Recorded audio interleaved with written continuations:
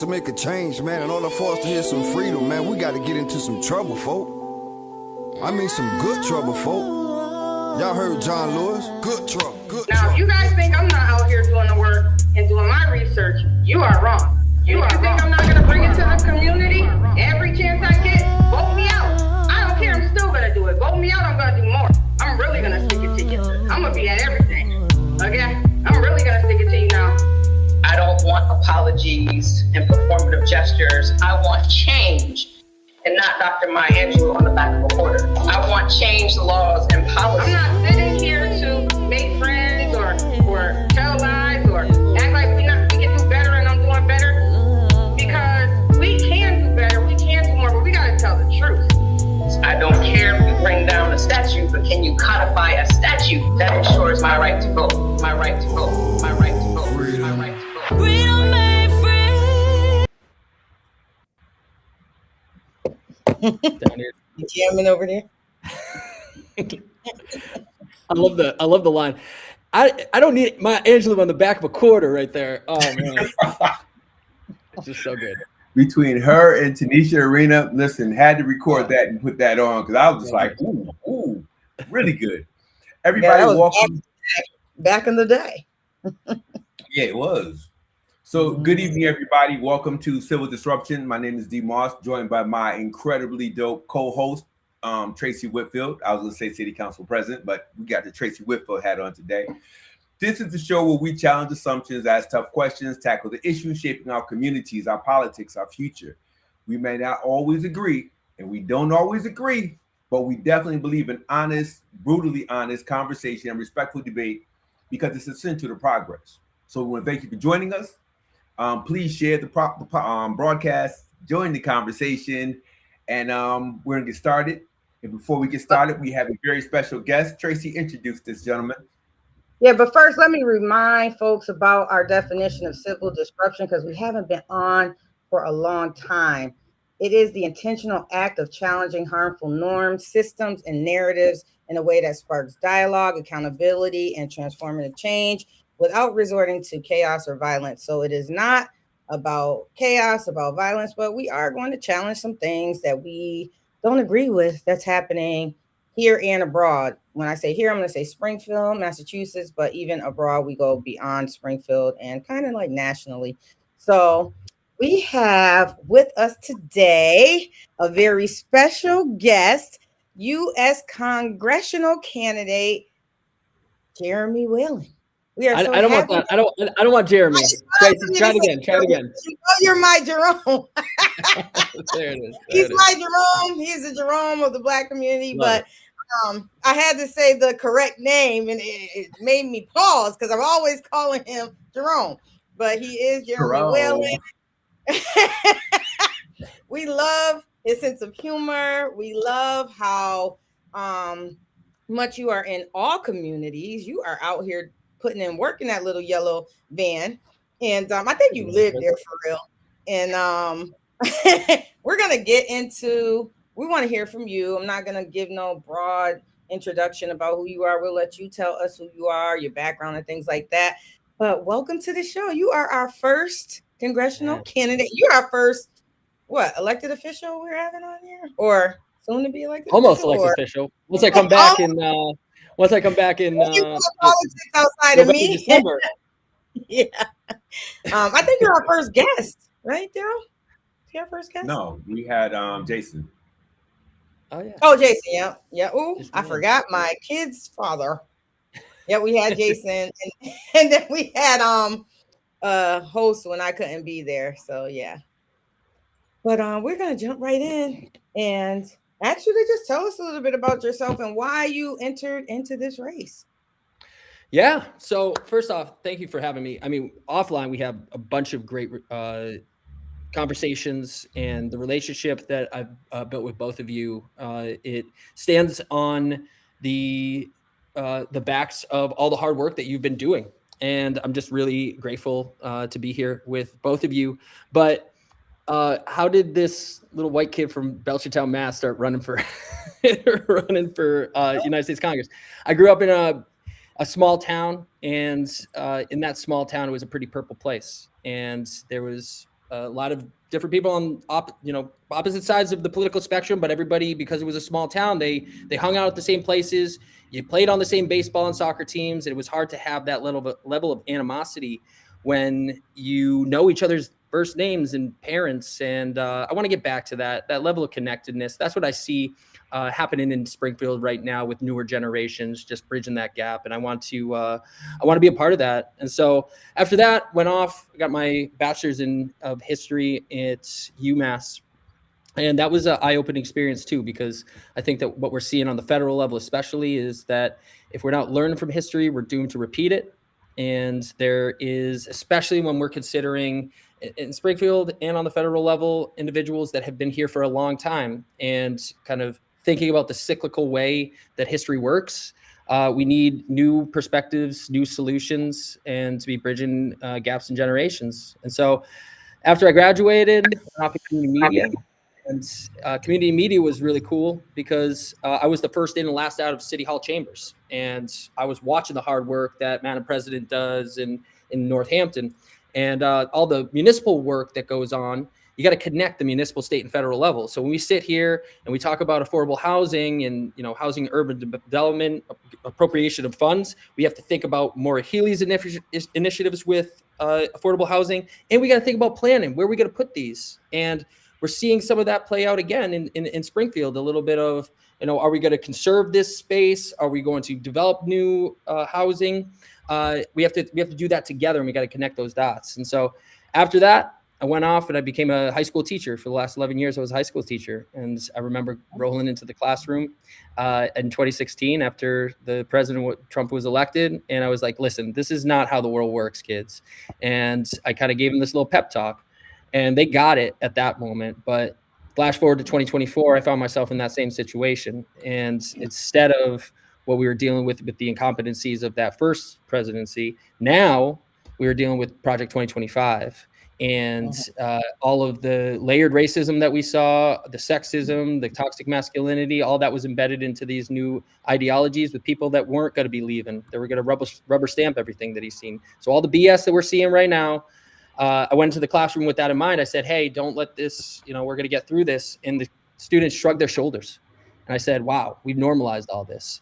So I looked at the world. I said, we could do better. I looked around. I said, who's going to raise their hand and have the courage to run? No one was doing it. There's a lot of different reasons because of that. But I think that right now we need real people in real positions of power, people that aren't afraid to challenge the status quo, aren't afraid to stand up for what's right, aren't afraid to be loud and proud at the same time, and aren't afraid to be standing up for the people that really need it right now. A lot of people are hurting. Hampden County, Springfield in particular, right here for Massachusetts District 1. So all that to say, I'm feeling it. We got a great team. I was just at the Darryl Lee Jenkins Save Our Streets cookout. I got a couple of hot dogs and hamburgers. Pleasure to be here, and I'm looking forward to talking.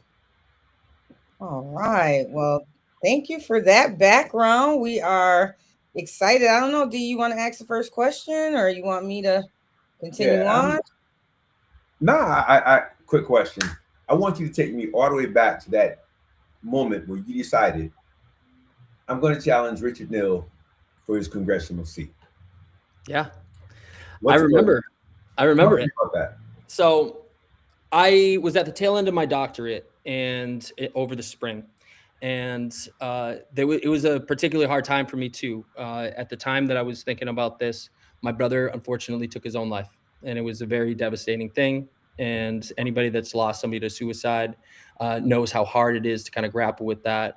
And then you layer in all of the things that we all experience and the tough times that we're all going through. And I saw these intersections. I saw his mental health and the healthcare system failing him. I saw at the time my friend Mahmoud Khalil, who was the first to get abducted by ICE for speaking out about the situation in Gaza. I saw all these things intersect, and there's something in the back of my mind. I was like, we need solutions to this. And so I called up my buddy, who was the chief of staff for Alex Morse, and he wasn't on the campaign, but he was doing this stuff. And I said, hey, I'm thinking about doing this. And he goes, don't. He just goes, don't do it.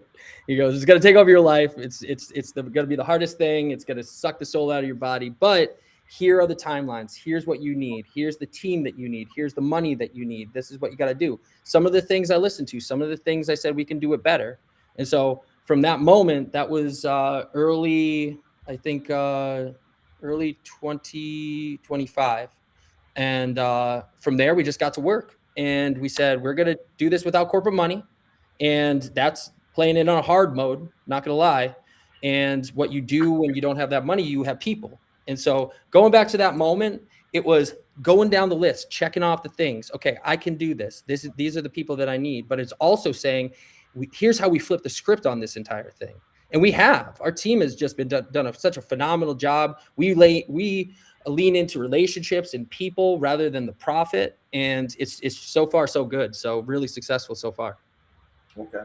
That's amazing. You got an amazing Springfield native, Ellen, as your campaign manager. And I remember having a conversation with her, and she was telling me about you. And I was like, yep, never heard of him. I don't know. I was like, from Northampton. Yeah. Like, you should do this. Like, she's really a great strategist. Like, everybody locally wanted her, and she was doing the work, for free and things like that. And I told her, you need to be getting paid for this work. But she's really great, a great strategist and a great community member to the city of Springfield. So shout outs to Ellen and your team. Your team is out there. Yeah. Out there. The other part is that we launched our campaign in September of last year. And so it was really interesting because all of the Springfield city councilors too were on the campaign trail as well. So we were all going to forums, going to events. And so it was, we're cutting our teeth at the same time. And so that when you're in the thick of it with everybody, even those that you might disagree with, we're talking about disagreements here, you're still right there with them. Right. And there's this bond that's formed, and there's an appreciation for all that hard work that a lot of people don't see that goes on the back end. So that was really good for developing the relationships in the city as well. Yeah, definitely. You're definitely everywhere I am. And more right now, and I'm a bit jealous, but hey, having those hot dogs over at the at the park with Juanita. He's doing great work as well. Shout out to Darryl Jenkins and the work that they're doing to combat gun violence and bring healing to families of victims of gun violence and other type of violence. So shout out to Juanita Bachelor. For sure. Yeah. All right, Darryl. I'm going to let you ask your question first, and then I'm going to jump on in. Okay. Do what it do. When you're out talking to working class residents in Springfield, Holyoke, Pittsfield, the hill towns, what's the recurring sentence you hear that tells you that they don't feel Congress is for them? There are a lot of working class folks, everyday people. When we think of senators and congressmen, we think of something way out of our league. And here you are, a teacher. Yeah. What's the recurring theme when you go from door to door, city to city, town to town? Yeah. Healthcare. Healthcare costs have gone up 20 to 40% across the district, across the nation, over a year. That's unsustainable. And then you factor in the cost of inflation going up, housing, groceries, gas. I just paid, I think it was $4.30 a gallon for gas over here. People can't afford anything, and it starts with the increases in healthcare. And that's why, as I'm a proponent of a Medicare for all system, we're also looking at that on the state level too. I think that we need to make some movement on that as we talk about the national level. It is you shouldn't have corporate profit tied to people's well-being. And I experienced that with my brother. It was navigating a healthcare system that they said, oh, you need to go to this emergency room because it's associated with this hospital, and this hospital is in this system. It should be we're looking out for one's health, and they have equitable access within a geographical means that is a quality healthcare. And you're not thinking about that stuff, especially when we talk about transportation as well. We're in Western Mass. And so that is number one. I think another part of it, and I'll target Springfield, is there's a lot of good work going on, but it's all done in silos. And so trying to connect all of those dots. I'm thinking of, for instance, over Christmas, I was volunteering for a whole bunch of different places. They're doing different toy drives, right? And at the same time, there was one central toy drive that was done. Pooling resources together, having a central location, and just communicating in general. And that's for a variety of things. If somebody needs heating oil, have that right on the go. Having certain communication between nonprofit organizations, resources that are available. So the big thing is healthcare, affordability in general, and then communication systems, just bolstering that up. And I think that we do a good job at that, connecting the dots on it. Okay. Yeah, I did appreciate the big central toy drive, but I do like toy drives in the communities as well, because you got parents that got multiple kids that are taking the bus and to bring toys home. And I do like the idea of us working together, but also supporting individual neighborhoods. And you're gonna have to like navigate a lot of that. So how can we trust that you will spread those resources fairly? Coming from Belchertown, how do we know you're not going to bring all the resources when it comes to like housing opportunities or expanding affordable housing or any resources like that, and focus more on your hometown over Western Mass? And then Yeah, I'm gonna dig further than that and say we need to know what the Black agenda is. yeah. So first, I think that the way that you establish that trust is by showing up. And I think that we do a really phenomenal job of showing up. I also think, as I'm developing this campaign, I was just out with Charles and Zeta. They're amazing people on my staff right here. Individuals that are from the Black community in Springfield. And I don't want to be the white guy, the white savior that comes in and does all of this stuff. I want to embed myself with individuals that have the lived experience, not only in the Black and brown communities, in other communities around, but they're from the actual places that are, Springfield is the heart of the district. And so I lean on a lot of different people for that. There's the expertise of that I have in certain areas. South Hadley, where I'm living now, Belchertown, Otis, where my parents live, but I need to lean on experts like you, other local leaders.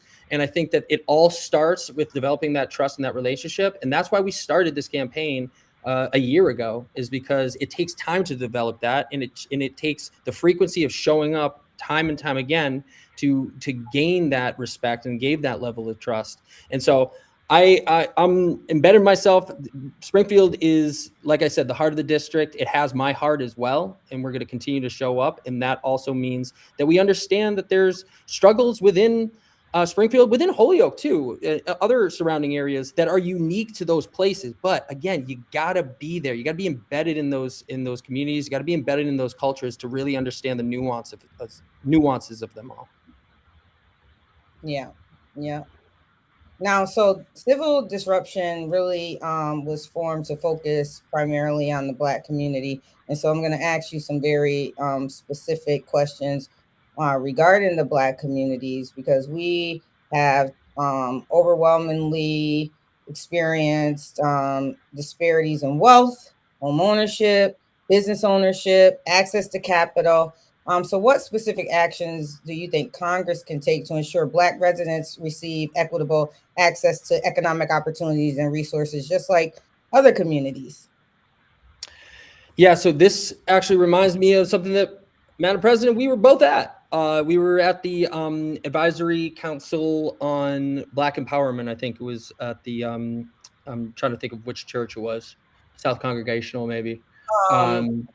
St. John's? I think it was St. John's.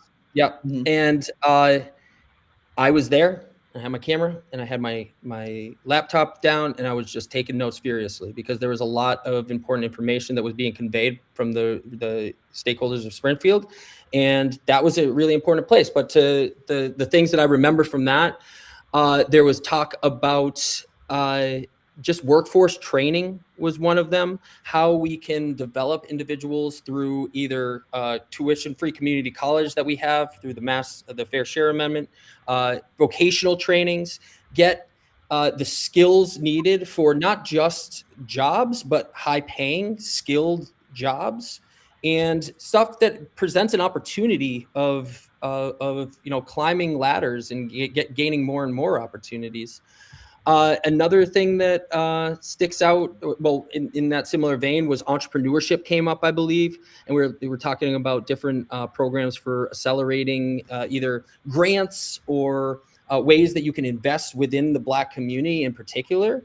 It takes a lot to start a business, and I'm just thinking, an analogous thing would be the Latino Economic Development Council. It used to be, it's now Legacy, but it was the Latino Economic Development Council.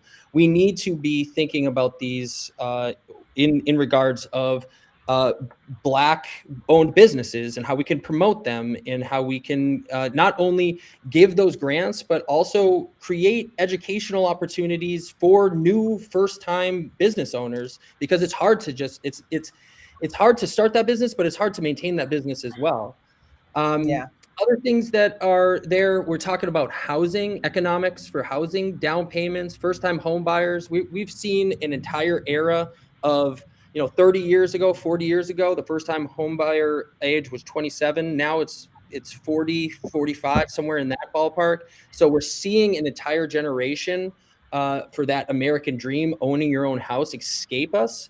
And we need to be investing in ways where we can allow either subsidize the down payment or give grants for those down payments of houses. I mean, Springfield is the city of homes, and you can't afford them. So you have to think about ways that we can create equitable conditions. And that also strikes the fact that Springfield is one of the most segregated cities in the entire nation. And we have to do a better job at acknowledging that and promoting the Black agenda when it comes to the economic opportunities that we're talking about. Those are some of the things that stick out. Another thing that sticks out is living wages. I mean, that's across the board, but I was just standing out with Square One teachers. And a lot of those Square One teachers, in fact, I think every single one that I was talking to yesterday was Black. And they were from Putnam, and they started as high schoolers, and they got into teaching. And we knew, as I'm a teacher myself, you don't make money going into teaching, but it was a calling, and they're not even making $20 an hour. Some of them were working for 7 years, not making $20 an hour, with an entire class of 20 students right there. And so we have to situate that idea of equitable pay into the jobs that we have and into the communities that we're talking about here too. Yeah. I just wanted to comment one thing you said, Darryl, and then I'll pass it right over to you. Yeah. One thing that I think that you said is key is that how you got some of these ideas is that you came to the community that the ideas are for.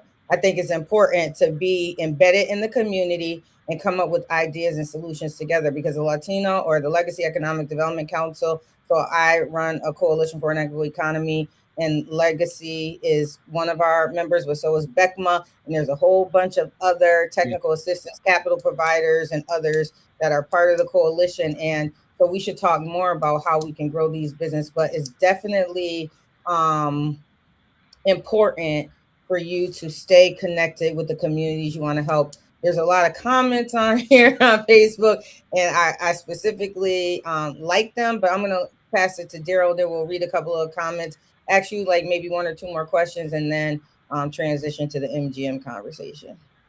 Actually, no, I think let's go. I was going to go to the comments as well. I'm looking at the comments. Want to read off some of the comments? Your page is kind of busy right now. Well, my page is really going in.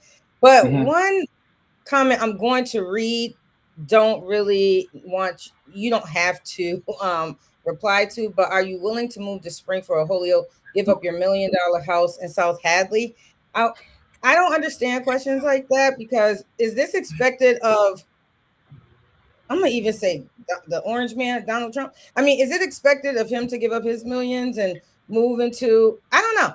Questions like that really bother me. No, actually, I love this conversation, or I love answering questions like this. So I'll even put my house in the chat. I don't give a shoot. You don't care. You don't care. So we paid $660,000 for our house. My wife and I, we have no kids. We do long distance. She lives in New York 5 days a week, and she drives 3.5-4 hours up.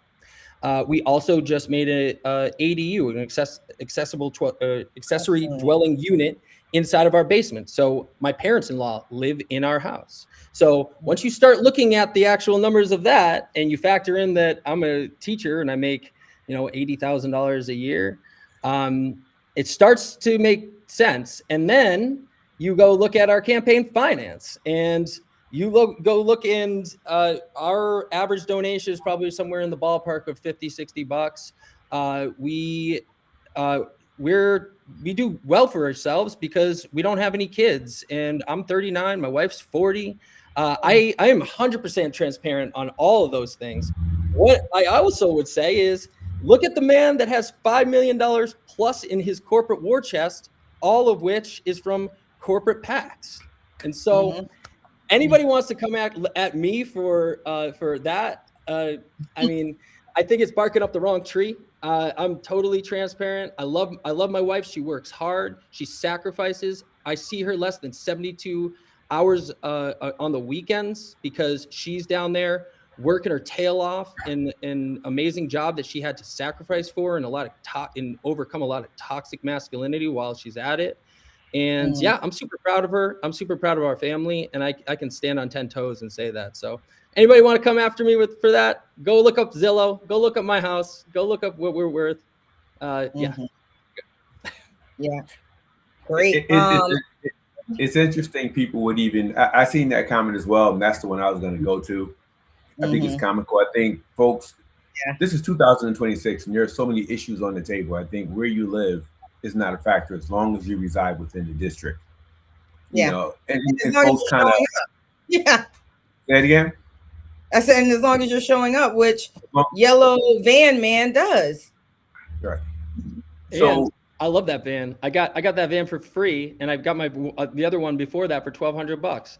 And I think that plays into it too. I mean, money is, I want to create equitable circumstances for people, and I drive that van because it puts a smile on people's faces, and it has a whole bunch of rust on it, but I don't want that designer suit. I don't want those Italian leather shoes. I don't want to spend $16,000 at Del Mar restaurant in Washington with lobbyists, because that's what we're getting right now. I think that's the situation that we're in. Gotcha. Imagine it's 2 years into your first term and you're back in a Northampton classroom visiting your old students. What concrete changes in their lives or in their school would you need to point at and say, wow, that was worth leaving the classroom for? I think the first one is that we continue on the road of providing meals. I want to see those kids happy and healthy, and I want them to be coming up to me, not yawning, not falling asleep, not looking like they're starving. We're looking at different meal systems over the summer in District 1 in different areas. Belchertown, my hometown, the Summer Eats program that's not going on, and it's absolutely breaking my heart right now. I'm trying to figure out stuff like that. So first and foremost, the safety and security and well-being of those students. I want to see those smiles on the faces. The next thing I want to see is students that are comfortable with themselves, that have a love and appreciation for themselves, because right now the world is saying that a lot of students and a lot of people of different colors, of different creeds, of different sexual orientations, they don't have either a right to exist or they're getting bullied. I want them to feel comfortable in their own skin when they come up to me. I also want to see those kids that are my juniors or my seniors that are saying, yeah, I'm going to this college or this college, and I want that college to be something that is reasonably affordable or free. And I want them to have those opportunities on tuition-free community college. I want them to have those vocational trainings that we're talking about.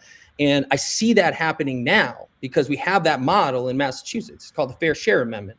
It's a 4% surtax on millionaires and $1 million income plus. And the dividends on that are absolutely wild. It's allowing students to get a quality education at little to no cost. And so those are the things that I want to see. I'll say this, as a person, I want them to say that I'm the same person that they remember. And I didn't change. I didn't go down to Washington and get co-opted. And I think that I can come back and do that because I'm not taking that corporate money. I'm not talking to the lobbyists. No one's pulling the strings. And so when we're sitting here, and I'll say this, Jody over here, more taxes for your wife. Absolutely. You know, if there's certain thresholds, we need to look at comprehensive tax reform. I feel good. I just voted for our Prop 2.5 override. Unfortunately, it didn't pass. That was money going straight to our schools. And I want to see individuals that are successful pay their fair share. And that all comes back into school budgets. And I think that's the things that I hope to see on the educational frameworks. Yeah. All right. And I also want to say for all of our viewers across the platforms, this is not a private conversation. You don't have to just comment. If you want to contribute a question, feel free to do so. This is an open forum. If you have questions, post it, and Tracye or I will definitely ask him the question and make sure that it happens. This exchange is only beneficial if everyone is involved in this process. So I strongly encourage you, if you have a question, don't be shy. Just throw it in there, and we'll get right to it. Yeah, we're not going to have time to get to them all because you all are going in with suggestions and comments. I know that my Jerome is going to go and look at all these questions. Oh, I'm going to go on every single one. That's what I do before I go to bed. Them like he always does. But one comment from Karen Ann, and I like what Karen Ann is saying on here. She is really active and involved. And Tiffany Alicia, I'm going to come back to one of her comments as well. But Tiffany, she's another whippersnapper, very bright young lady. But Karen Ann said both of our neighboring nations, Mexico and Canada, have universal health care. So I'm wondering, are you doing your research on their programs and platforms so you can work to actually implement? We love hearing about what could work or what you want to do, but I want to know where the real research is lying to get some of these things done. Yeah, I think the real research right now is lying in different case studies on the state level, actually. So there's a guy, Bob Pollan, who's in the Policy and Economic Research Institute at UMass. You should look him up. He's an absolutely brilliant mind. But every now and then I go and sit on his couch and I ask him questions. And he's done a single payer analysis in New York State, a couple of other states. MassCare just did a single payer analysis in Massachusetts. And when you look at that, when you break down the stats, the cost savings right there are somewhere in the 10-11% right off the bat. And that's just the corporate greed that's in our system. And then you look at the analysis of pharmaceutical prices. I'll give you an example. Something that's breaking budgets left and right is GLP-1s, the weight loss drugs. And when those came in, it's not just for diabetes. Now we're looking at different, combating different things like weight loss. And that was breaking budgets. The average cost of those was somewhere in the ballpark of $1,200 to $1,500 a month in the United States. You go to Canada, that's $100 to $150. Why is it so much cheaper? Why is it 1/10 of the cost? It's because that is how our system plays out in a privatized healthcare system. So the actual logistics to this, what I think you're going to see is it's going to be implemented on just like Romneycare came out and then Obamacare. You're going to see these things implemented on the state level. We're going to get a little bit of an analysis and see how everything's working, and then we can extrapolate on the national. But that doesn't mean that we don't actually hit the ground hard and try to get the things that we need for a national system. And I understand that we're much larger than some of these countries. That's going to be something that's going to take some growing pains. But the analyses that we've already seen, it's going to be an increase because everybody has health insurance. It's going to be an increase of access for people. So more people are going to be going to get services, but it's going to be a decrease of the actual time on paperwork that grinds our system to a halt, because a lot of this is just the corporate bloat. It lies in these administrative jobs. And so as we kind of level that out into a single player system, you're interfacing with one entity. And so that saves time. That's more time with patients than it is on back end paperwork. And so it all makes sense in the long run. But I think we're going to see it start on the state or regional level, a Northeast New England contingent, and then we'll be able to implement it and kind of overlap into a national. Okay, you said more than I thought you was. I thought about this stuff a little bit. Like, this stuff is in your head. I wanted to read a comment that Tiffany said in response to, I think it was Jody. She said, it's just because he's white. it's an assumption that he is wealthy, and also our communities are traumatized by elected officials leading wealthy lives while we struggle. There's a pervasive, economically rooted disconnect with congressmen across the country. That's not Mr. Whalen's story. And so I'm glad that you pointed out that you are running a grassroots local campaign, getting the people involved, and getting the votes by doing the real work and not subscribing to PACs and spending thousands and thousands of dollars on lobbying when those funds can come to the community. Another resource that you give us all for free is the fantastic photography. We know what's going on everywhere because of you. I was like, I need to get me some lessons going on. And I have some pictures that I've been sitting on from the Mason Square design at the library. Okay. Remember the community design thing? I still got those pictures. I got to go put them up.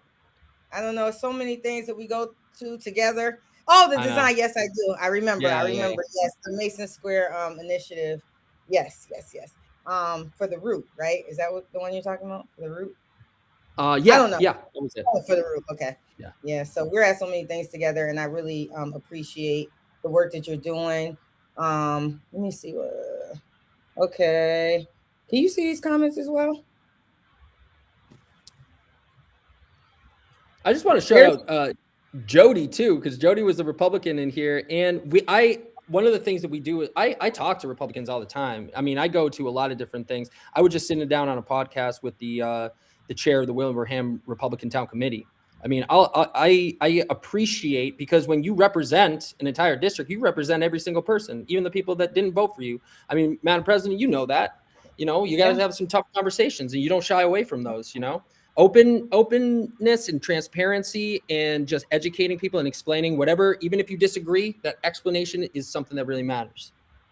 Yeah, it's not about party here though. Like, I don't think that comment was necessary. We don't need to know whose party anyone subscribes to in this conversation. It's about real systems change and asking someone to sell their home and all that. If that's the stance of the Republican Party, well, that's one of the reasons I'm not part of it. But anyways, to carry on with our conversation, that's a light conversation. You should see some of the stuff that I get, man. Yeah, Caroline, he did just talk about taxing the rich when he talked about, what was it, the 4%? What was that tax where you tax fair share amendment? Yeah, fair share amendment, where it goes to education and transportation, and I think infrastructure. So he did talk about that a little bit. One of the things, shout out Erica, love you. One of the things you said, lower property taxes. How do you lower property taxes? You create situations where you don't have a Proposition 2.5 override. Right now, we have 58 different municipalities that have had Prop 2.5 overrides or are anticipating Prop 2.5 overrides. Prop 2.5 overrides are increases of property taxes, usually residential. And how do you solve that? Well, you spend your money wisely on the federal level, and you infuse federal funding into municipal budgets. And when we sit here, we talk about property increases right here, we're fighting our neighbors on this stuff when the average taxpayer last year spent $4,000 on war. $4,000 on war. And we're sitting here talking about increases on our property taxes because and not being able to fund our schools when we're spending $4,000 on average taxpayer on war. That's asinine. And that's the way that you lower property taxes and lower taxes in general, by not participating in things that are just wasting our money. You also lower them by bringing new growth to the community. What do you think about our housing stock? How do we get past there's a lot of red tape and bureaucracy, just getting through that process too, including procurement opportunities going to MWBEs and other under-resourced and underserved communities. Like, I'm here to grow generational wealth for all, not just a particular race or population. So when we talk about housing, how do you think we create more of it in a timely manner? Yeah, I think what we're seeing, especially in the wake of COVID and the roller coaster that we had for tariffs, building materials have skyrocketed, and that means that the development of new homes, new apartment buildings, it's hard to make any profit on them, and so you're not seeing an incentive for developers to create new builds. I remember when in Belchertown, I was the first house on a cul-de-sac, and now it's over 100 houses in that entire development. You don't see that stuff happening anymore because the margins are just so small, and you don't know that if you start to build a house in the year that it takes to build that house, if things are going to change and you're going to get stuck holding the bag, right? I think that comes into play. I think that what we're seeing on the municipal level, and a little bit tied into the state, is a overhaul of kind of planning and zoning. I think that's needed, especially in the 21st century. We got a lot of these, they're 50, 60, 70 years old when they were first created. And so what it creates is a hindrance to that development. And you might have the funding to do something, but you might have not only on the planning and zoning side, but you have some NIMBYism going on. I'm going to be honest. And people are saying, and it's happened a little bit in Springfield, not going to lie. It's, we want this new growth, but we don't want it in our neighborhood because we want to preserve our neighborhood. And I think that there needs to be a conversation about that. I also think there's just really stereotypes, embedded racism. I'm going to be honest in some of this stuff too. When we talk about affordable housing, we're talking about individuals that you start to have these assumptions about, when the actual individuals within, Section 8 housing or affordable housing are individuals in the working poor, and it's becoming a larger and larger pool of individuals that are really busting their humps within society and still can't get by. And so all that to say, I think the solution lies in more housing and urban development, actually connecting the dots between the municipal, state, and federal level to say, hey, we need to put this here. We can work together on these, innovative planning and zoning, and we can think about state initiatives. I think Maura Healey had a $140 million initiative that was going on. Where are we building those? How are we incentivizing ways for developers to come in and to create those? How can we take some of these old buildings that we have and refurbish them? Some of them have asbestos, some of them had lead paint. There's a lot of stuff that you have to think about. Obviously, you buy a building and now you have to sink all of these costs in. How can we alleviate that, right? And how can the state and the federal level lower some of those bars for things? I think the ADU is a perfect example of this. The ADU, we had a higher threshold when we were on the municipal level. When that state initiative came through, it lowered the bar and it made it easier for us to actually create that space. And my parents-in-law, they didn't have anywhere to go. They wanted to downsize, but where are you going to go in this economy, right? And that was the opportunity to come in, have a smaller space. So that's the ways that you can kind of think innovatively about this. Yeah, there's a couple of points. There's comments being made about affordable housing. Erica said we need more affordable housing, not homes we can't afford, the new homes being built. So I'm on both sides of the fence with this, because affordable housing is great.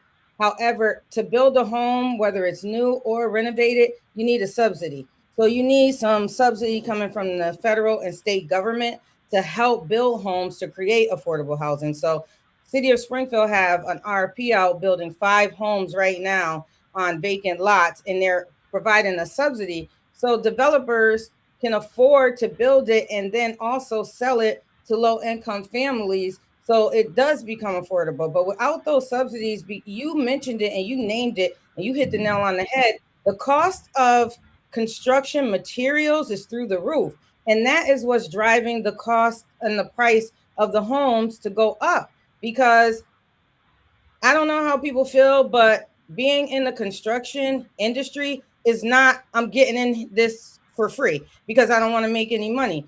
That will be like just being naive to the situation. People get into different industries for different reasons. Developers get into the industry because, yes, they want to make money. There's nothing wrong with wanting to make money. So I hear what people are saying about affordable housing and things like that. And yes, there are creative ways that we can get to make home ownership affordable. However, people get into development because they want to make money. They want to build generational wealth. So we got to be honest about these conversations. There's nothing wrong with that. When people get into law or become doctors or become investors or become all these things, they're doing it because it's something they love and because they want to make money. And we cannot, make it a crime because people want to build generational wealth for their families. Because when it was traditionally white, male dominant people building these homes and these establishments, it wasn't an issue.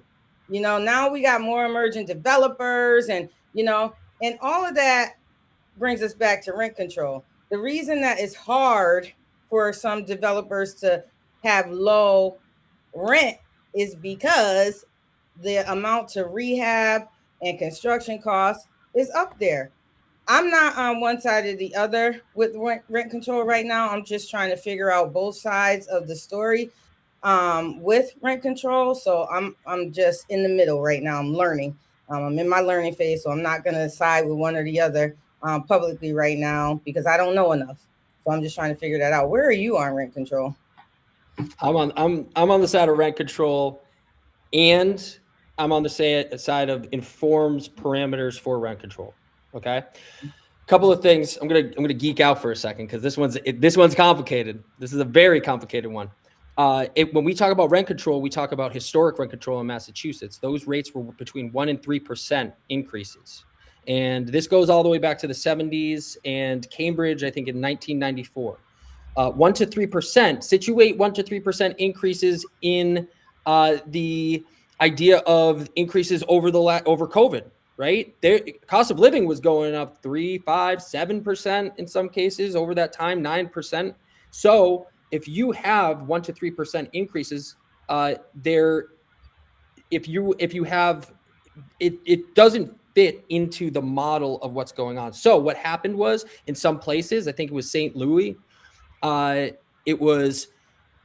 implemented it. It's not in a vacuum. So you implement rent control and then the surrounding area becomes developed because the developers just move outside of that. What I would fear with rent control is all of a sudden we're on the border of Connecticut. We do this statewide implementation and all of a sudden everybody flees to the border of Connecticut. So you have to implement rent control in reasonable ways. Right now, the ballot measure, I believe, is 5% or cost of living adjustment, whatever is lower.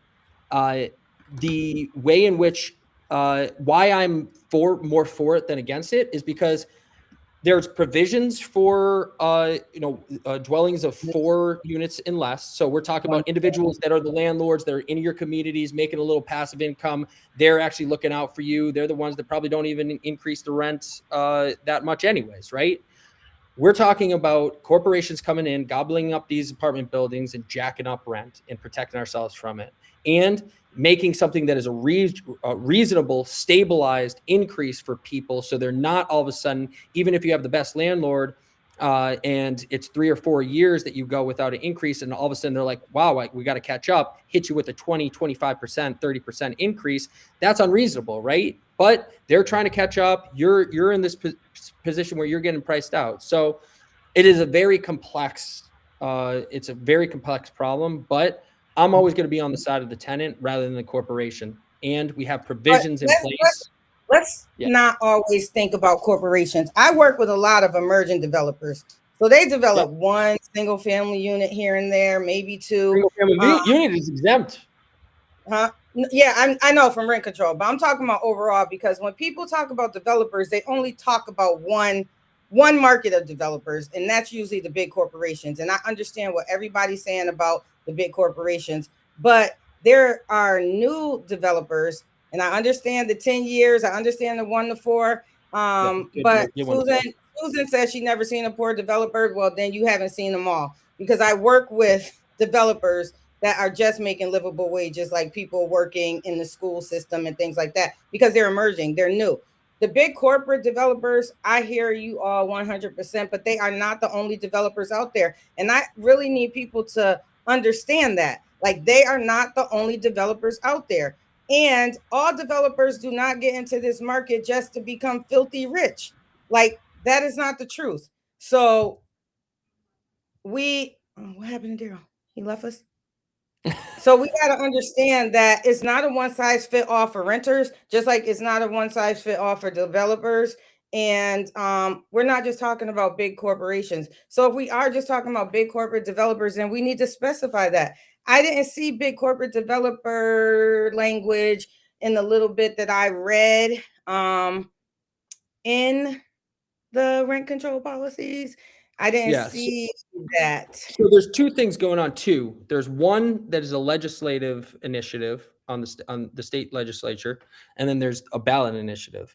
The other thing that we didn't talk about, but I think that you mentioned, was what happens when you come in and renovate this place and you actually made improvements, right? One of the things that is one of the worries and concerns is that there's no incentive to actually improve or upgrade. Well, first off, you need to make sure that all of your amenities are working and everything. That's actually just the law as it's stated. One of the things that I'm concerned about, though, is say you do improve your property. You just invested $50,000 in renovations.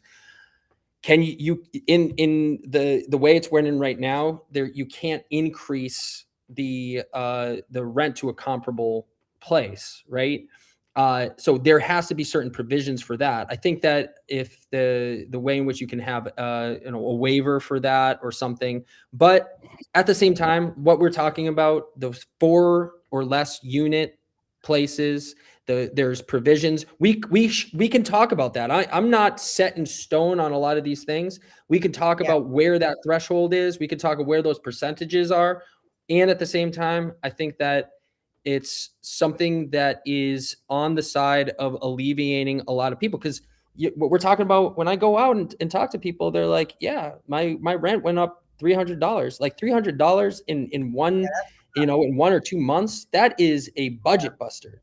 That is, you can, and your wages aren't going up that much. Right. Right. And so it's something that we definitely need to put in. But I hear you. I mean, there's people in every single sector out there, that there's levels of this. There's not just the guy with the monocle in his eye, the monopoly guy, and he's just making, filthy rich. There's people that are grinding. When something breaks, the plumbing breaks, they go themselves because they're working on their properties. And I think that those are the people, those are the provisions that we target. Those are the people that we look out for as well. And we have discussions about how we push back on corporate interests coming in and these venture capitalists making profits off of housing, which I believe is a human right. Definitely. Tyler, to answer your question, what did I read? I got some information from Springfield No One Leaves that I haven't completely read all of it, but I have spoke to Rose Webster, and she did tell me about the exemptions for the 1 to 4 family. She did tell me about the 10 years. She did tell me about the owner occupied features. And then I got some information from the opposing side of rent control that I haven't read yet. So that's why I'm saying what I've read. But I only hear about corporate and predatory developers. And I think it was someone from Brooklyn. They said that subsidies should go to the smaller developers. I 100% agree with that.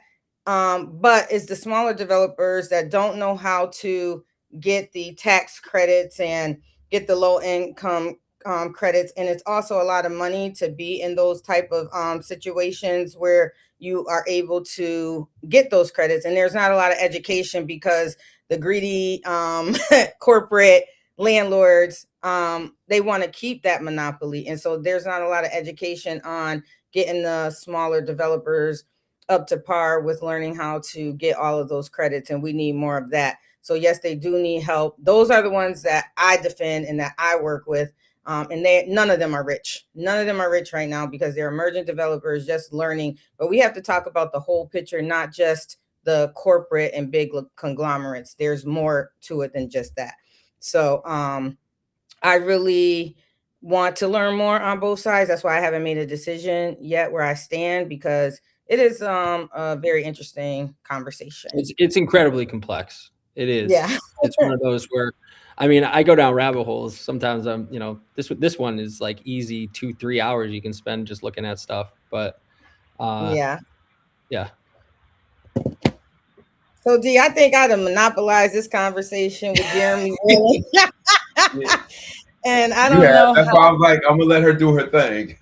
So, but I do have some questions. I'm gonna jump right in. As we talk about voting rights and democracy, you're vying for the first congressional district. Black voters have carried a disproportionate share of the burden in fighting voter suppression. What specific federal voting rights legislation have you considered co-sponsoring in your first term, should you get in?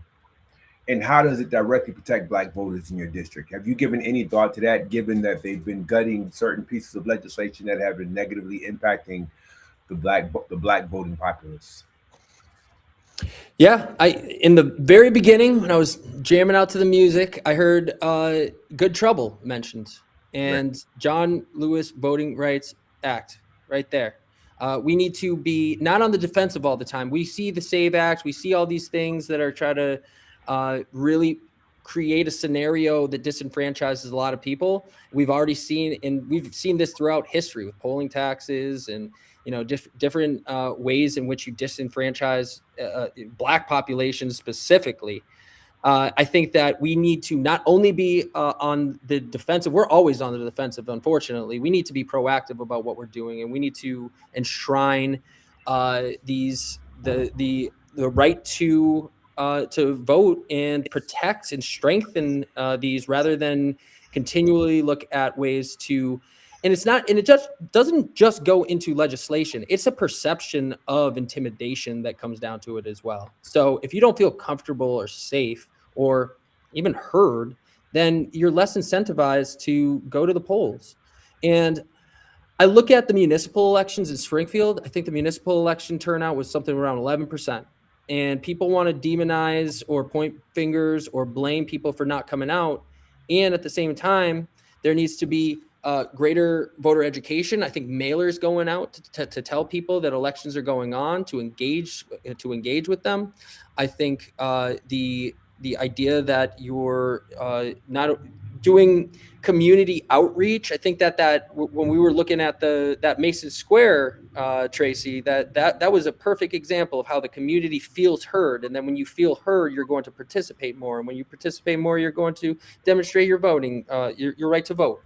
I think that it comes down to a couple of things. I would start with the John Lewis Voting Rights Act. I would also, push back like hell against these asinine ideas that there's some sort of widespread voter fraud. There's not widespread voter fraud. We can't get people to the polls. And when there is voter fraud, it's usually an individual that's voting because they have two houses and they're in a different socioeconomic circumstance, right? So I think that we're barking up the wrong tree on a lot of ways that we're attacking voting rights, and I think that we need to protect them, and we need to do a better job at educating and engaging our communities. Right, and I think when they talk about voter fraud, I think we should just call a spade a spade. They're basically talking about the districts that have high Black voter turnout. Look at places like Philadelphia, Tracye, Pennsylvania. Look at Atlanta. Look at some of the regions in which the voter turnout is just incredibly large. We talk about low voter turnout, but so here, I have a question. I guess, how can I say this? People tend to vote when they're excited about a candidate. If you get them excited, they'll come out. And there are a lot of Black voters who feel as if, oftentimes they'll get excited, they're mobilized during election season, and then when the governing process begins after a candidate gets in, the Black community is often ignored. And when we request something, and if we get it, it's almost as if we have to remain loyal throughout the entirety of someone's 40-year career span. How would that be different with you? What I always say is that my opponent is transactional and I'm relational. And we launched this in September of last year, and we continue to show up. We continue to develop those relationships. And what those relationships do is it creates information, and information it turns into advocacy, and advocacy turns into action. And I stand on my integrity. I think that you can see how we conduct our campaign and who we have around us. And that extends into what I intend to do in Congress. And the other part of that is that when that trust fails, that's what elections are for. An election is a job interview. And if you're not up to the task, if you're going back on your word, then people should be reviewing that. And we have a chance to review that on the congressional side and the House of Representatives every 2 years, on the Senate every 6. And that's how you hold people to their word. And to me, word is bond. I think that just the way in which we've conducted this demonstrates our integrity, and the promises that I make are the promises kept. And we're also going to continue to be embedded within the Springfield community. We have I'm coming to you right now from our downtown headquarters. It was a point to be on Main Street, right downtown. It was a point for the door to this place to be right here. The first thing that you see is my office right here. It was a point to not be up on a hill where you have to show your ID and walk through a metal detector to the second floor to a congressional office that never has the congressman in. And being here, being accessible, being responsive, hearing the community and listening to them is what we've made this entire enterprise on. And I think that that's where you know that I care about you, and that's where the congressional initiatives and congressional funding comes into play as well. Okay. Last question, Tracye, then I'm gonna throw it back to you. Black workers are overrepresented in low wage and precarious jobs. Which federal labor policies on minimum wage, union rights, gig work, scheduling do you see as most urgent for Black workers, and how high a priority would you make that in Congress? And let me go back to what you guys talked about in terms of rent control, affordable housing. It's hard to even discuss that without talking about economic opportunities, economic development. We talked about legacy, but we also had Black organizations that focus on Black business development to enhance the economic capacity of Black communities that were severely underfunded and barely recognized.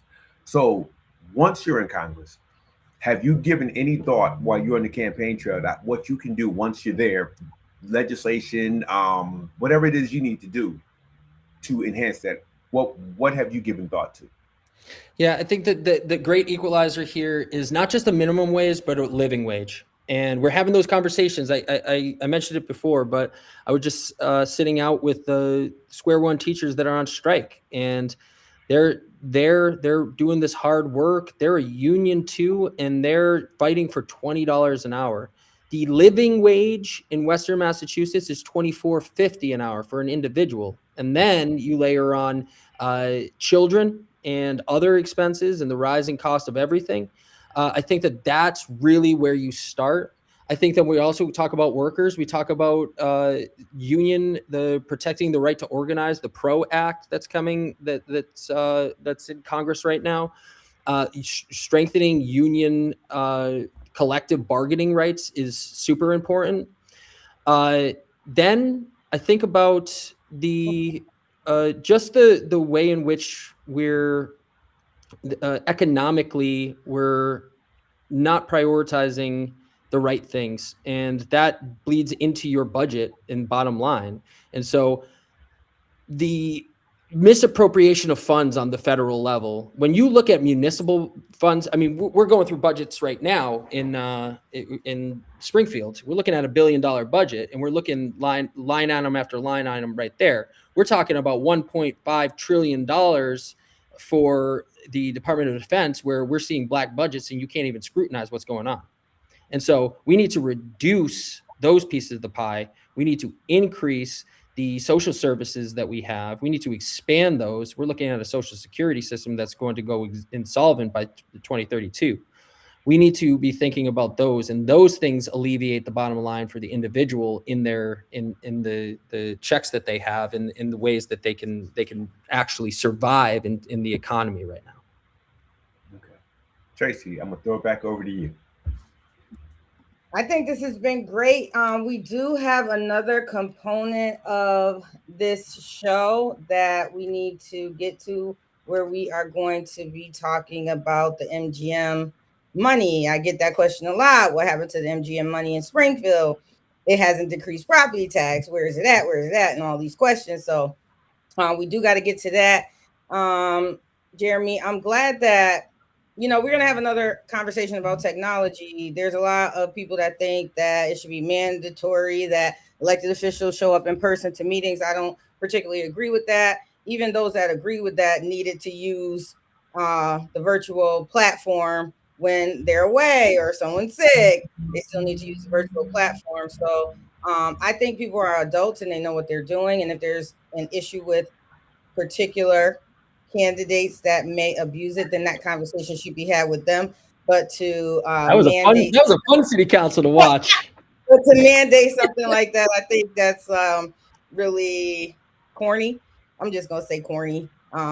That's the word that came to my head. I remember being when I had the 4 kids that I was raising, my brother's kids, foster care, and it was hard for me to always get down to City Hall because I had to take care of them. But what was more important was for me to show up and so they wouldn't miss a vote because they didn't have a quorum and things like that. So showing up doesn't always come in the form of being in person physically. It means showing up.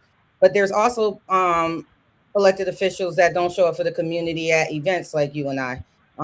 They show up for the city council meetings and that's about it. You don't see them anywhere else. And so we got to think about when we talk about what showing up really means, we need to talk about the full view. People get one-sided in their view sometimes, and they don't think about if you have an aging parent that you have to take care of at home, or a husband or a spouse or a wife like Cateri Walsh had at one time in her life, and she had to be home most of the time and be online to take care of her husband. Like, these are real family situations. Like, this is real life, and we're talking about real life right here. And until you get into a situation where you're in a political seat, and sometimes it's just really impossible to be in person all the time, then you're not going to understand. You can say what you would do, and you can say what you agree with until you're in that position, and then something happens in your particular family, and then your story or your circumstance or your opinion will change. I've done it before, and so I'm not going to change that mandate. I'm just letting people know that right now. And I don't think it's black and white like that, right? It doesn't have to be, absolutely one way, absolutely the other. Like you said, if there's a way that you can participate and it's meaningful dialogue, and there's also an incredible amount of work that goes on outside of those chambers, and it's interfacing with the public, and it's showing up to events. And just on the topic of that, people ask me why I bring the camera around, and I also got this. Why, if in the very few times the congressman has been at an event, why do you take pictures of him? I say, because the camera's neutral. The camera is there. It's recording everything. And who shows up. And that record speaks for itself. And I think that there's multiple different ways to show up for your community. And I think that you do an amazing job at that. And I really appreciate it. I've seen it from the get-go, I appreciate that. And you show up just as well, about more than me right now. Definitely. I can't even keep track of you. I was like, he was there too, but definitely appreciate all that you're doing, you showing up. Definitely appreciate you taking the time to join us today on Civil Disruption. We would love to have you back. I got a question for you before we leave. I got a question for both of you, because I appreciate and respect both of you. I think that you're incredible people and tremendous ambassadors for the Black community. How can I show up more for you? What are the ways in which I situate myself? I'm incredibly grateful. One of the first communities that welcomed me in with the open arms was the Black and Brown communities of Springfield, and I want to continue to do that. And I also want to know the ways in which I can actually, be a better ambassador, be a better collaborator. What are the things that stick out that you want to see in a congressional representative that you're not seeing now? You're doing it, showing up. I don't want you to get into office, like Darryl said, and turn your back on us. I want you to show up with the same vigor and enthusiasm as you're doing right now when you're elected. Literally, I seen your team out there working. Keep the team, keep them involved, raise up the next leaders. I think that's important. I think you got a lot of young people on your campaign team right now, and you are actually educating them on where to go, where to do, what to do, how to do it, how to be it, education is key. I think you naturally got it because you're an educator. You naturally got it. But the Black community is going to hold your feet to the fire. When you're elected, we're gonna hold your feet to the fire, right? We're gonna want to have this talk with you. We're gonna tell you what the Black agenda is, and we're gonna want you to sign on to the things that you agree with. You're not gonna agree 100% with everything, but showing up, educating, interacting, and being there, I think that's what I want to see. And then making informed decisions and making sure they're community informed. Yeah, I would expect that you treat members of the Black community in your district as decision-making constituencies, not just as backdrops, not talking points. That means you follow the lead of Black-led organizations on the priorities that they have already identified with you, and that you're willing to spend political capital with white voters and donors to advance Black demands, as well as help to build formal structures, advisory councils, regular public check-ins, transparent scorecards. That way, you give Black residents real leverage over the choices in between elections. Instead of holding you accountable with our vote, I want to be able to have that conversation with you on issues that we discuss prior to you getting in office. I think that's the real political process. I think the vote is critical, but involving us year round, that's where it really matters. What else? I expect you to just kind of measure your success, not just by the access, committee assignments, or party favorites, but by whether Black people here are measured safer, more secure, more powerful at the end of your term than they were at the beginning. We know what we experienced under the current congressman, and with everyone who, folks in my circles, we're all behind you. And I'm trying to remain neutral, but it's hard to be neutral, knowing when you had a candidate who's been in office for over 40 years, and talking to him is like, you'd have a better chance of talking to Michael Jordan. So we just expect that the same Jeromie that we're experiencing now will be that same Jeromie once he gets in office. Historically, we deal with white elected officials who, when they're on the campaign trail, they'll tell you everything you want to hear. Yeah, I'm all for that. Yeah, Trayvon Martin, it was horrible. Then once they get in office, kind of like, I don't have time for that. And that's always on the backdrop. And there's always something far more important. And it sounds like the Black community is complaining. I just hope that you will keep an open heart and an open ear once you're in office, and maintain an open door policy so that organizational leaders can kind of get in and have conversations with you about the needs of the district. My 30 years living in Springfield, being involved in almost every capacity when it comes down to Black organizational structures in any capacity, I've never recalled your opponent attending any of those meetings, regardless of what members of our community were sitting in that room. I've never seen him sit in the room. I've never heard him approach us, ask us what the needs are. It was always like when he comes through, it was like a celebrity coming through. We don't need celebrities. And I think it's critical that whether you're Black, white, blue, or brown, that we no longer see elected officials as celebrities. These folks were just like overjoyed because they remember our name. I just hope that once you get in, even if you're in for 5 consecutive terms, I don't care. I want you to remember. I want to interact with that former school teacher who still responds in conversations like a school teacher. Yeah. Open to educating folks like a school teacher. You know what I'm saying? Yeah. So that would be my expectation. I think it would probably be the expectation of a lot of folks in our community. Just don't get in and forget us. Yeah. Well, yeah. I want to show you something that's on the wall. I'm going to move myself for a second. But I printed out in my headquarters. I printed out all the pictures that I've taken on the campaign trail. And this one's on the wall right here.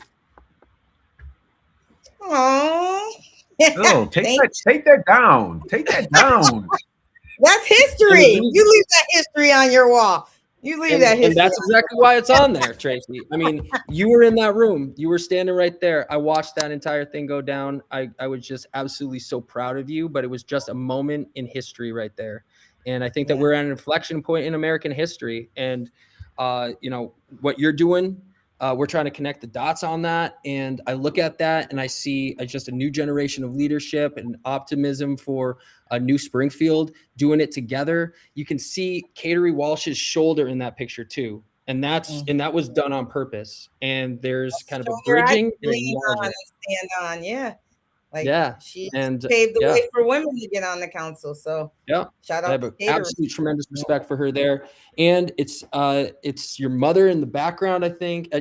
I'll send you that picture. It just sticks out, and I look at that every day. Yeah. So thank you so much for having me on. I really appreciate both of you and respect you. You've been incredible guidance throughout this entire thing. One last thing. Kimberly Caldwell said, "Don't use us." Kimberly? She said, "Don't use us." Until you use me up. Boom, boom, boom, boom. Shout out to Zeta, one of my fellows today. I was playing Bill Withers, and she's like, "Who's this?" I was like, "Bill Withers," and I was bounce, bounce, bounce, bounce, bounce, bounce, bounce. Too okay. I seen the video with you dancing. Oh, you ain't seen that. Now we're gonna see it on stage. I'm gonna put Zeta intros on blast. This was us at the Darryl Jenkins right today. This is them Look at that. down today. No community. I think that they're watching. I think that they're watching in the other room too. They're probably like, "Get down." Well, that is great. You don't have to leave. We're going to jump into this MGM conversation. We've been on with you for quite a while, so I'm going to run through this MGM conversation as fast as I can. There is a PowerPoint, Darryl, if I could share it. So we've been getting a lot of questions about where the MGM money has been going.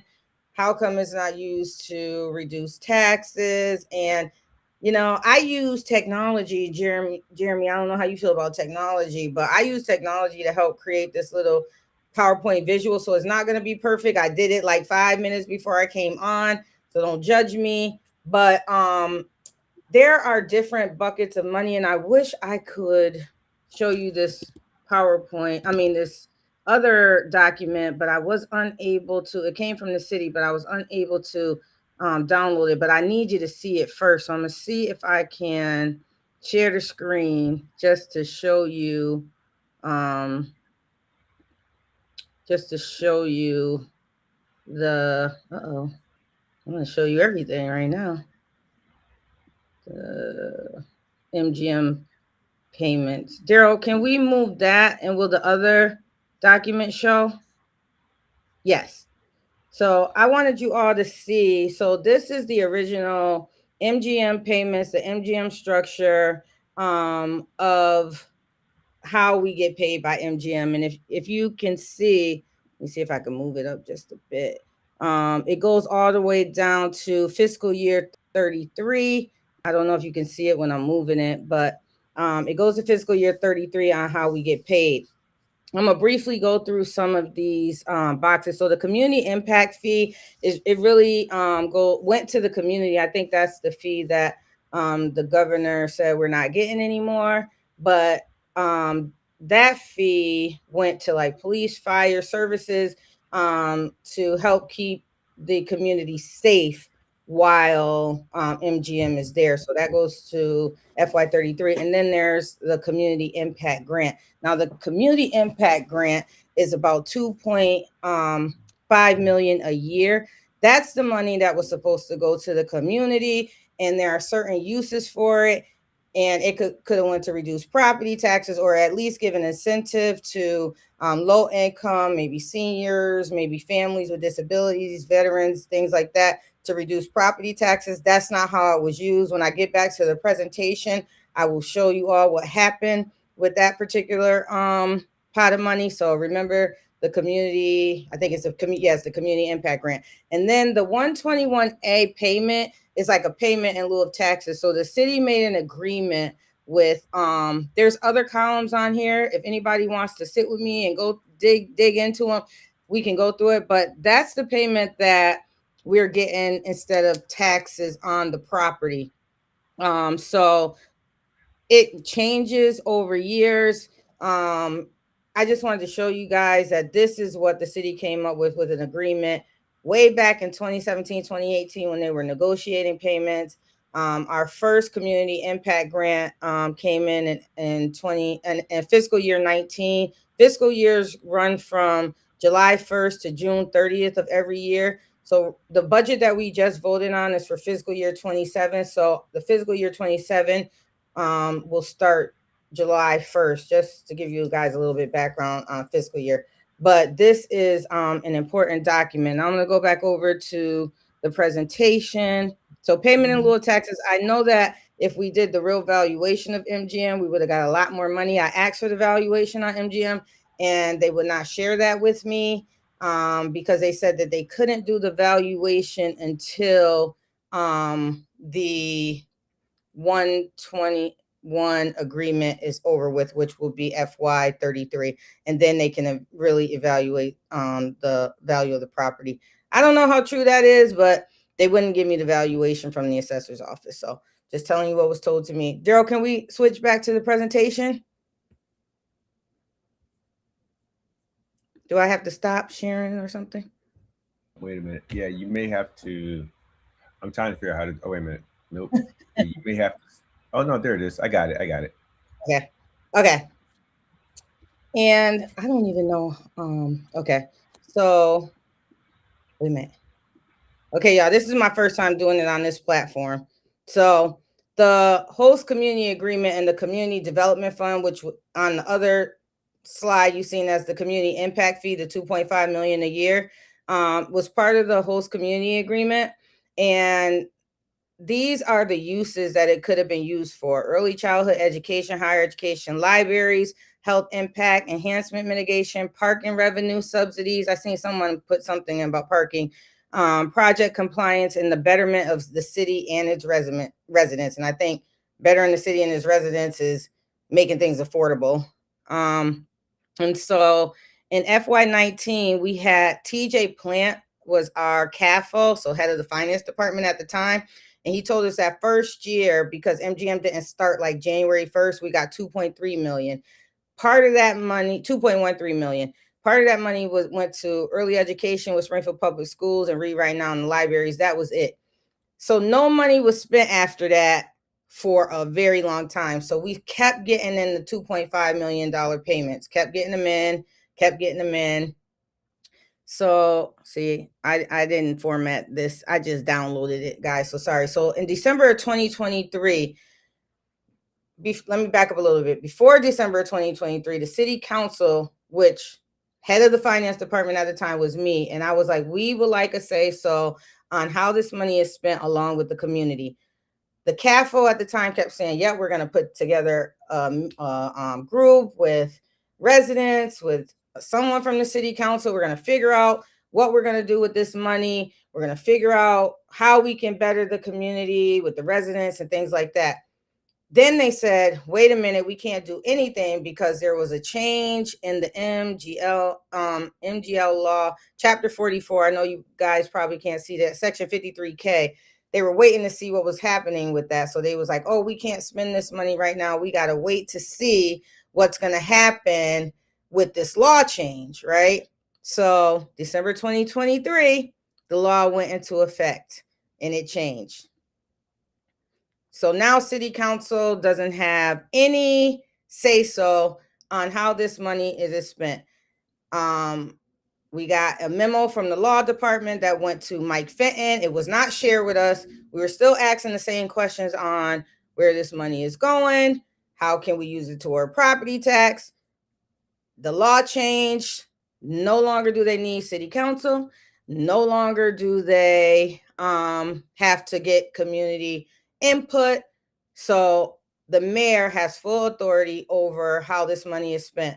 By the time we got this memo, there was about 14.5 million or 14 million. We're just going to round it to 14 million sitting in this account because we have been waiting to see what was going to happen with this law year over year. I don't know if they could have really spent it or not, but they chose not to. And then the mayor got full authority on how this money is spent. Now we're only talking about the 2.5 million. Every other pot of money on that 121A agreement have to go into the general fund. It have to. That's the law. Has to go into the general fund. This is the pot of money that goes into a special account, does not have to go into a general fund, and can be used for those uses that I told you all about earlier. So there was a memo that came. It went to City Council President Mike Fenton involving the 53. We didn't know anything about it. The 53K rule change. We didn't know anything about it. So I kept asking about this fund. Finally, we got the rule change. And so then there was a memo from Tim Sheehan, who is head of economic development, asking to use this money to send it to the Springfield Redevelopment Authority. So the Springfield Redevelopment Authority got 7.9 million of the first pot. Then they got another 350, and then the DPW got $960,000 to do some road repairs right downtown by Mass Mutual Center, when they started doing that street and making that street a one-way and changing the street for the garage and all that. So he got some of this money to do that. And then Springfield Redevelopment Authority got this money. And when I asked, well, what are they going to do with it? It was like, oh, they're just going to improve the buildings downtown. So the majority of the 14 million sitting in the account, the 9.26 million went to downtown infrastructure. None of it went to the community or to reduce property taxes. So this is just a recap.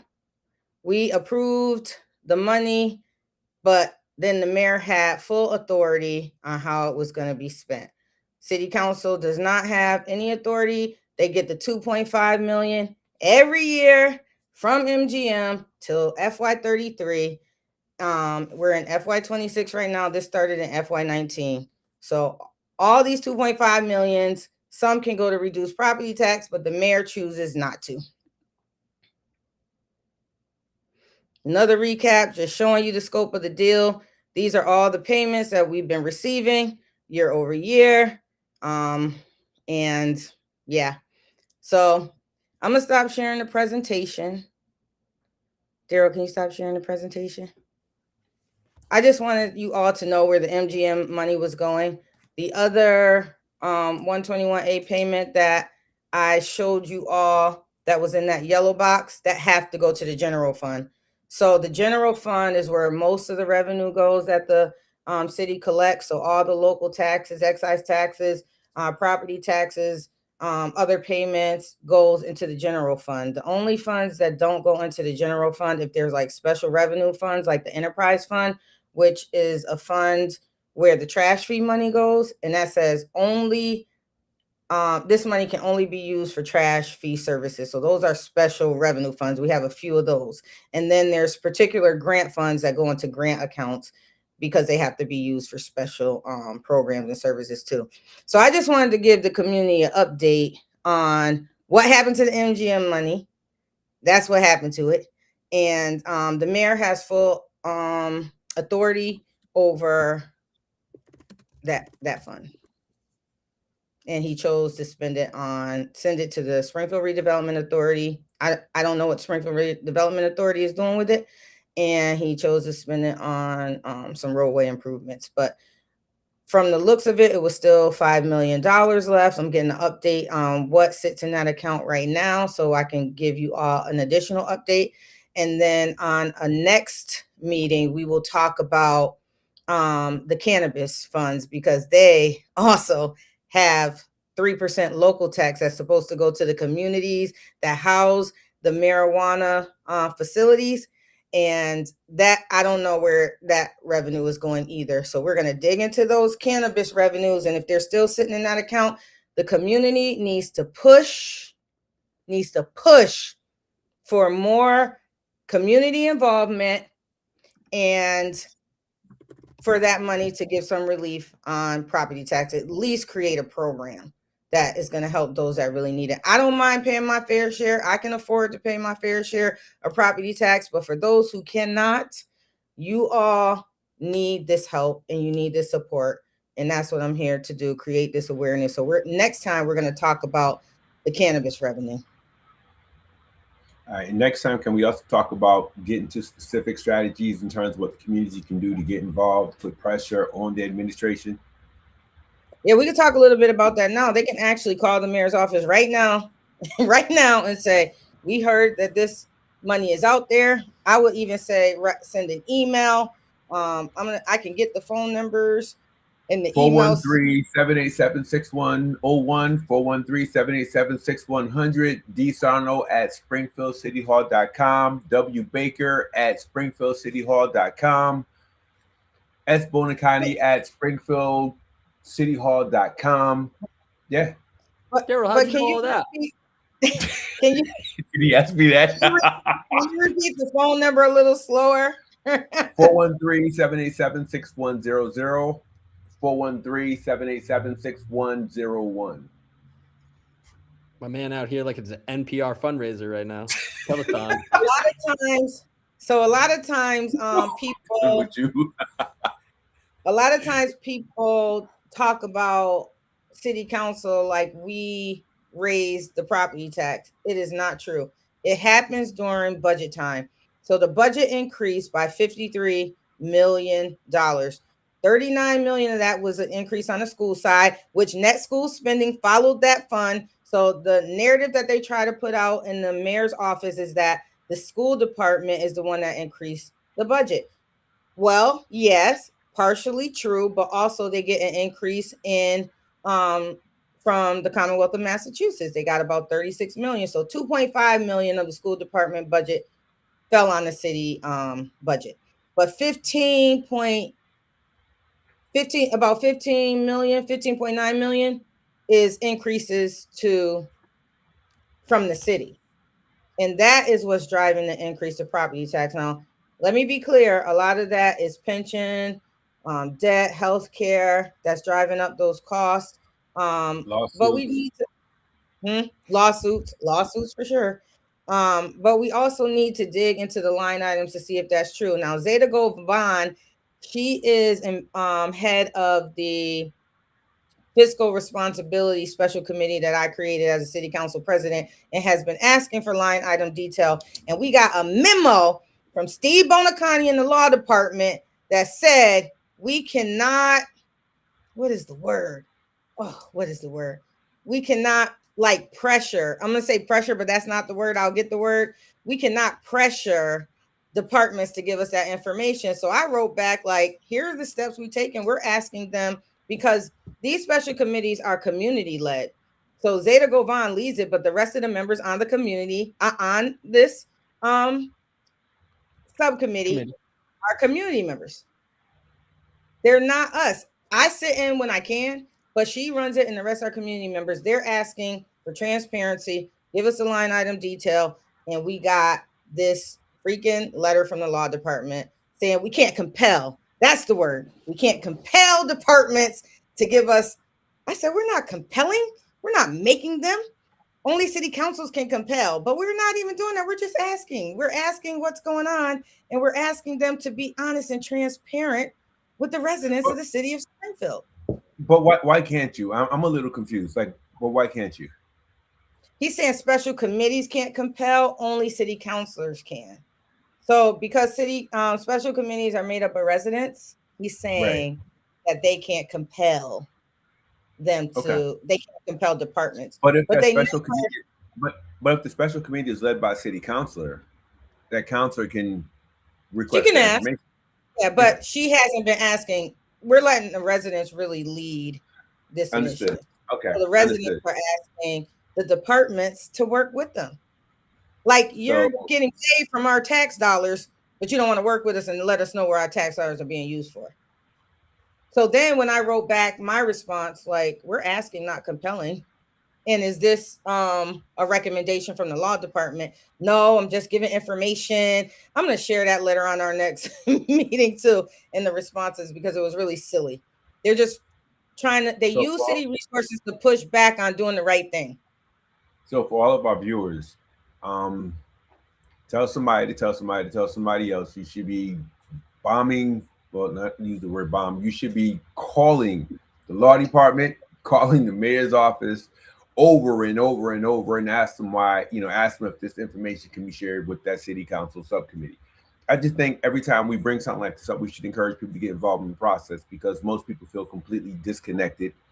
And Tracye, you're probably the first city council president who actually came out and shared this type of information so that folks are aware and abreast of what's going on.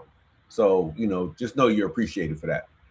Thank you. It's because I get a lot of pushback, like, what are you doing? And all these things. But I want you all to know it's not me. I'm in the background fighting for you all the time against the administration, because I just want transparency. I want the money to be used the way that they promised, the way that they said. They promised these things when MGM was coming. They promised these things when the cannabis facilities were coming. We getting the money that was promised to us, but they're not doing what they promised to the community, and they should be. And it's not up to city councilors. The administration handles the budget and his department heads. All we do is fiscal oversight and approve it. After that, the money is in the mayor's hands on how it's going to be spent. So we're here to create awareness that the pushback should be going to them. 787-6100, 413-787-6101, dsarno@springfieldcityhall.com. If you're going to send an email, I would strongly suggest you CC the media. That way you'll get a response. And you can also CC the city councilors, because that way you'll get a response also. You should CC everyone if you want a response. Anytime you contact an elected official, I tell people down here where I'm at, if you're going to contact them, CC everybody if you really want a response, if you really want to hold someone accountable to get things done. So do that. Yeah. So that's all I had. I really glad that we spent the majority of our time with you, Jeromie Whalen. I wish you the best in your U.S. congressional race. Definitely want to have you back. We're going to ask your opponent to come on and maybe have a conversation with both of you. We'll see if he'll take the bait. We're also going to have Tara Jacobs on. She's running for, help me out, Governor's Council. Governor's Council. Governor's Council, yep. And you guys got to know what the Governor's Council really does. They do the pardons. They pick the Supreme Court judges. Like, she's going to tell us all the things that they do. And Mike Fenton is running against her. I'm 100% supporting Tara Jacobs, 100%, because Mike Fenton, he attacked me for no reason, and it wasn't right. So if he's going to attack me as a woman of color, what is he going to do with? Tara is less establishment, and we want people who aren't as establishment focused. Mike Fenton is definitely establishment. Be wary of that. I would also like that we consider Michael Leckenmeyer, who's running against Angela Pupolo. I like Angela, but I just think any candidates who are currently running for office, we should be bringing them on and having a conversation. If they're as brave as Jeromie, they shouldn't have a problem.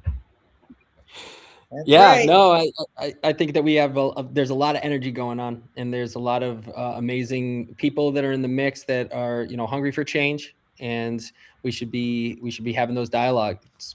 It shouldn't just be somebody sitting in a seat and we just expect the same thing, because insanity is, repeating the same thing and expecting different results. Yep. Yes, it is. is. Jerry, I'm gonna tell you the truth. When I first heard about you, I'm like, I had one eye up. I'm like, yeah, all right, who is this guy?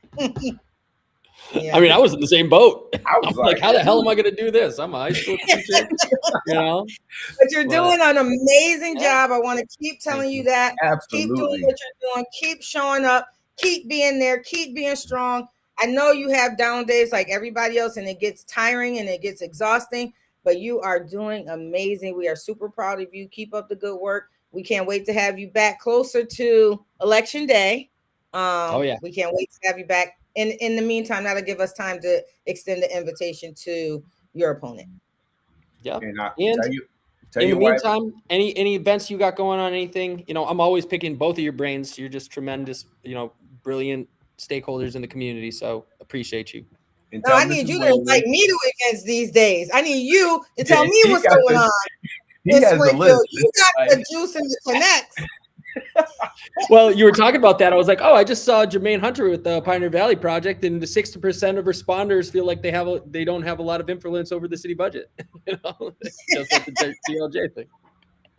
We know, but invite me in to your engagement. I gotta get the picture autographed by you. That's what I'm gonna do. You gotta come to my office and I gotta check it out. I gotta see what the office looks like in person.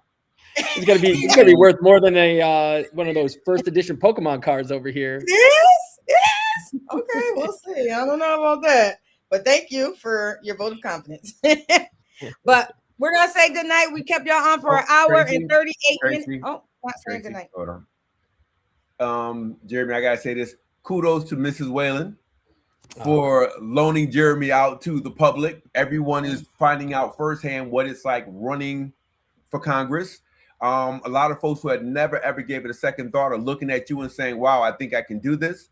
So we know you can't do this without her permission. So thank you, Mrs. Whalen, for allowing Jeremy to spend time with with all of Western Mass, basically. I just had to get that out before I hung up. Thank you. She won't let me get my motorcycle fixed either. So that's another thing that we've been going through, but maybe she will. But I love her anyways.